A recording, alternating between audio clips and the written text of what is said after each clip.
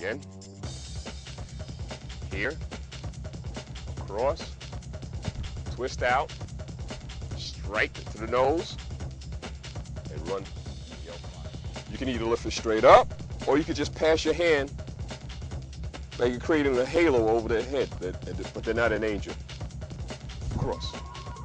Or just choke. Chin down. Straight up. Twist out. Come back with an elbow strike here. So now, pretty much, I'm grabbing her like this. The first thing you normally do is to try to grab my arms.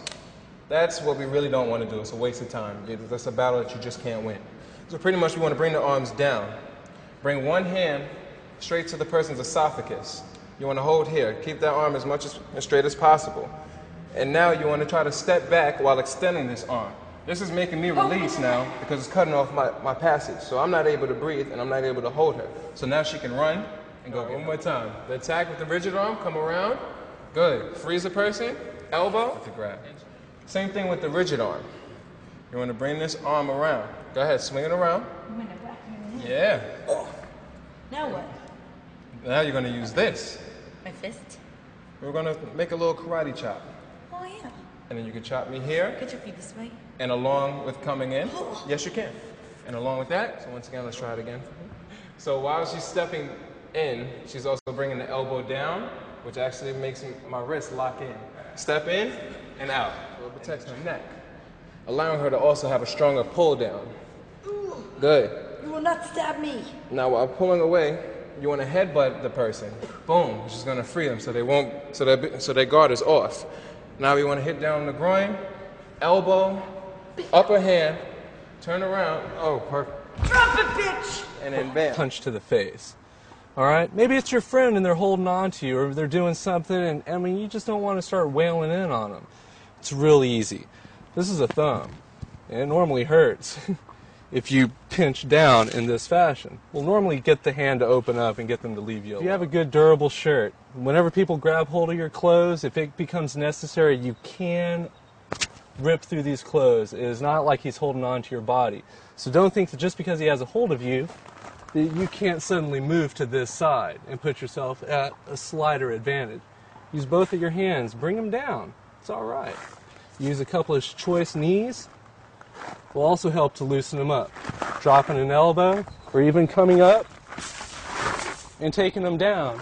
My attacker's going to grab me. I'm going to hold on to the hand, palm heel to the face, peel backwards, and then knee. Sometimes they may be giving you a handshake so that they can reach out and punch you with the other hand. Or you get those people who try to grab your hand and squeeze your hand really tight, and that can be very annoying. So there are some ways that you can get around that. The first way on your test is called handshake defense using your own thumb. So what you're going to do, if he grabs me as tight as he can, I can still release my thumb. And you see my thumb sticks out, isn't grabbed.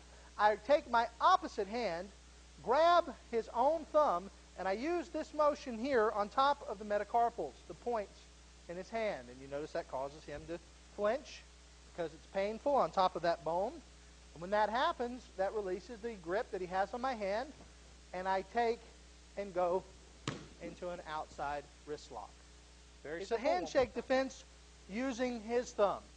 And either grabbing me, or his hand is cocked ready to hit me, or he's telling me what he's going to do to me. My hand is going to reach across, grab his thumb, and roll it down. Notice the more I roll, the more pain he's in. Now, I could stop there, or I could strike. But in the test, I'd like to see you again go into a throw. So you reach across, roll this, turn, and we saw earlier that if he grabs my wrist, I can do a down block and strike the points on the inside of his arm. If he's handshaking me and doing the squeeze or the punch, same thing. I bring my hand up and strike down. I could knife hand down, or I could, like I'm knocking on a door, down just like that. Any direction, any way I want to do it.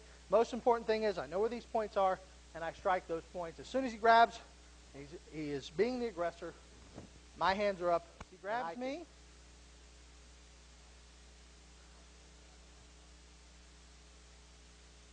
As he grabs me, puts my arm up behind me, pull out, strike him here, here,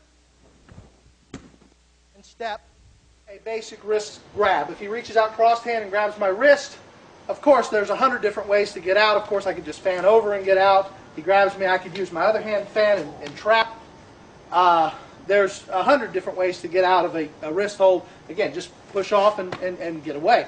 And if you're a basic karate student, you need to be working on those things. You need to understand that the weakest part of his grip is going to be his thumb. So if you're going to try to get out, if he grabs the same side wrist grab, this thumb is the weakest part of his hand. If I try to pull against his fingers, and he's a nice strong guy, he's got me held, but if I pull against that thumb, hold very tight, he just can't hold on. So you need to understand that first principle. The second thing is cross hand grab. With an outside wrist lock, I can reach over, roll my hand like this, and I now have a very strong outside wrist lock. I push down, he will fall straight there. Instead of throwing him over there, where I may have to then go get him, or he may land and get up very angry, I'm going to take him straight down, where he'll be right below me when he hits the ground. So here, and somebody might ask this question. It's a good question too. Well, while you're fooling with his hand, he might be punching you in the face. That's right. So I might want to give him something to occupy his time. So when I reach to grab his hand, I'm also going to take my foot and I'm going to catch him either in the inside of the leg or possibly with a roundhouse kick to the stomach to get his attention off of what I'm doing with his hand.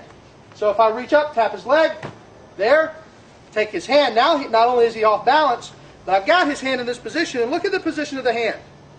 It's very important. I have grabbed the meat of the interior of his thumb. I put my thumb on the back. I'm using my hand that was grabbed for leverage, and I'm going to push straight down. When this happens, as soon as the wrist goes past the shoulder, he will fall. Now, what happens if he grabs a same side grab? Well, getting to an outside wrist lock from this is not impossible. I can turn my hand up, and there's an outside wrist lock there. Show you how I did that. I just simply turn my hand up. Again, I wouldn't just do this because he would punch me with his other hand, but I would do a kick at the same time. Release against the thumb, just like I showed you a moment ago. And there I've got this wrist lock. Thumb on the back, finger across the hand, my other hand for leverage. Was a circular motion. He grabs, I come up here, and I create that bend in the elbow with that. What if he's a really strong guy? Well, I may want to come up here, slide down the wrist, and cut into it. Whatever I've got to do, I want this wrist in this position to be pointed at his chest. Because that gives the difference between this, which does hurt, and he can feel that, but he can fight that, and this, which is a killer and takes him out.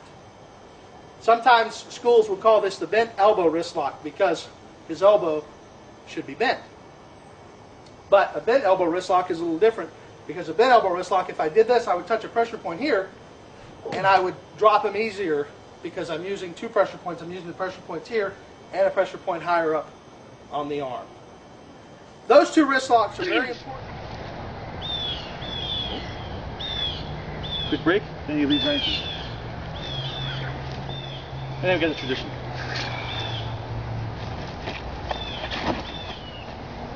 So we're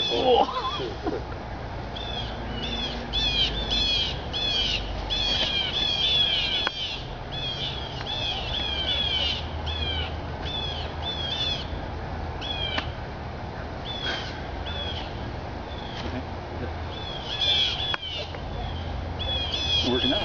He grabs here, turn over, grab his arm, and his wrist is compromised, so when you go forward, they're pretty much going to be stuck here because of the pain. And even if he wants to let go, and wants to get away, you still have this wrist situation.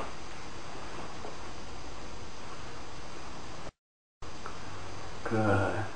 Against just the muscles in his wrists and in his hands.